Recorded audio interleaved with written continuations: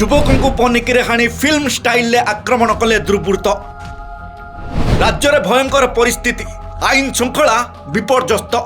ଗୃହ ଓ ଆଇନ ମନ୍ତ୍ରୀଙ୍କ ଇସ୍ତଫା ଦାବି କଲେ ବିରୋଧୀ। ବିଚ୍ ରାସ୍ତାରେ ଯୁବକଙ୍କୁ ପନିକିରେ ହାଣି ଆକ୍ରମଣ କରିବା ଏବଂ ଗାଡ଼ି ଚଢ଼ାଇବାର ଦୃଶ୍ୟକୁ ଆପଣ ଦେଖନ୍ତୁ।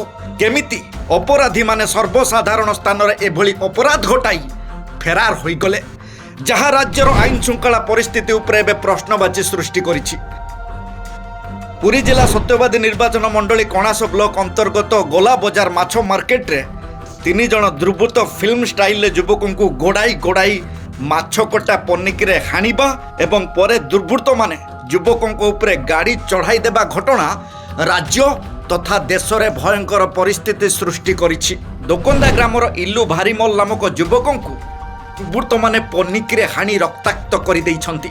ପୂର୍ବ ଶତ୍ରୁତାକୁ କେନ୍ଦ୍ର କରି ଯୁବକଙ୍କୁ ଭଙ୍ଗା କାଚ ବୋତଲରେ ବେକ, ମୁଣ୍ଡ ଓ ଗାଲରେ ଆକ୍ରମଣ କରିଥିଲେ।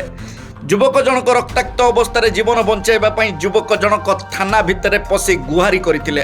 କଣାସ ପୋଲିସ ଆହତ ଯୁବକଙ୍କୁ ଉଦ୍ଧାର କରି ଚିକିତ୍ସା ପାଇଁ ଏମ୍ସରେ ଭର୍ତ୍ତି କରିଛି। ତେବେ ଯୁବକଙ୍କ ସାରା ଶରୀର କ୍ଷତାକ୍ତ ସହ ମୁଣ୍ଡରେ ପନିକି ଚୋଟ ବାଜିଥିବାରୁ ବର୍ତ୍ତମାନ ତାଙ୍କ ଅବସ୍ଥା ସଙ୍କଟାପନ୍ନ ରହିବା ସହ ମୃତ୍ୟୁ ସହ ସଂଗ୍ରାମ କରୁଛନ୍ତି।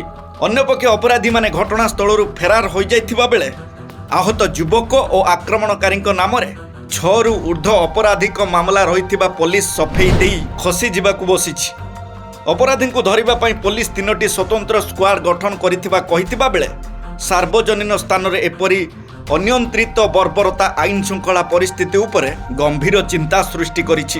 ବିରୋଧୀ ଦଳ ନେତା ନବୀନ ପଟ୍ଟନାୟକ ଓ ରାଜ୍ୟର କଂଗ୍ରେସ ଦଳ ଏଭଳି ଘଟଣାକୁ ଦୃଢ଼ ନିନ୍ଦା କରି ଦୃଢ଼ କାର୍ଯ୍ୟାନୁଷ୍ଠାନ ଦାବି କରୁଥିବା ବେଳେ ରାଜ୍ୟରେ ଆଇନ ଶୃଙ୍ଖଳା ପରିସ୍ଥିତିକୁ ନେଇ ନୈତିକତା ଦୃଷ୍ଟିରୁ ମୁଖ୍ୟମନ୍ତ୍ରୀ, ଗୃହମନ୍ତ୍ରୀ ଓ ଆଇନ ମନ୍ତ୍ରୀ ଇସ୍ତଫା ଦେବା ଦରକାର ବୋଲି କହିଛନ୍ତି।